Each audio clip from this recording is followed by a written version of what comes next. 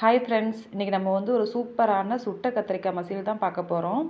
சுட சுட சாதம் கூட வச்சு சாப்பிட்டா அவ்வளோ அருமையாக இருக்குங்க. பெரியவங்கலேருந்து குழந்தைங்க வரைக்கும் ரொம்ப பிடிக்குங்க. நீங்கள் ஒரு டைம் வச்சா திருப்பி இதே வைக்க சொல்லுவாங்க. வாங்க இப்போ எப்படி பண்ணுறதுன்னு பார்க்கலாம். கத்திரிக்காவை நல்லா கழுவி வாஷ் பண்ணிக்கோங்க. இப்போ அதில் எண்ணெய் விட்டு நல்லா தேய்ச்சி எடுத்துக்கோங்க. எல்லா பக்கமும் படுற மாதிரி தேய்ச்சி எடுத்துக்கோங்க. இப்போ அடுப்பில் சுட போகிறோங்க. என்கிட்ட கத்தி தான் இருக்குது, நான் யூஸ் பண்ணிக்கிட்டேன். நல்லா சுட்டு எடுத்துக்கோங்க.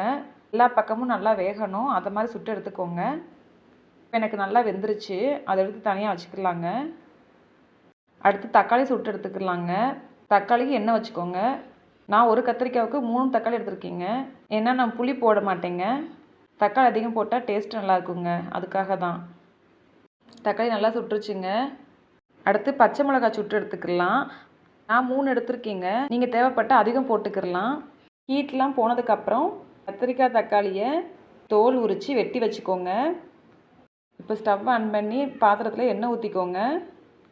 எண்ணெய் சூடானதும் கடுகு ஜீரகம் போட்டுக்கோங்க. அது நல்லா பொரியணும். கடுகும் ஜீரகம் பொரிஞ்சதுக்கப்புறமா வெள்ளைப்பூடு சேர்த்துக்கலாங்க. ஒரு வெங்காயம் கட் பண்ணி சேர்த்துருக்கீங்க. அப்புறமா சுட்டு வச்சுருக்க பச்சை மிளகாவை கட் பண்ணிவிட்டு சேர்த்துக்கோங்க. சுட்டு வச்ச தக்காளியும் சேர்த்துக்கிடலாம். இப்போ எல்லாம் நல்லா வேகட்டுங்க. இப்போ கத்திரிக்காவை சேர்த்துக்கிடலாம். நல்லா குட்டி குட்டியாக வெட்டிக்கோங்க கத்திரிக்காவை. அடுத்து உப்பு போட்டு நல்லா கிளறி விட்டுக்கோங்க. மூடி போட்டு வேக வச்சிடலாங்க. இப்போ நல்லா குழைவாக வெந்து வந்துருச்சுங்க.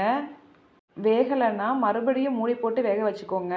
சிம்மில் வச்சு வேக வைங்க, நல்லா வெந்துருங்க. தண்ணிலாம் சேர்க்க வேண்டாம். நான் எந்த ஒரு பொடியும் சேர்க்கலைங்க.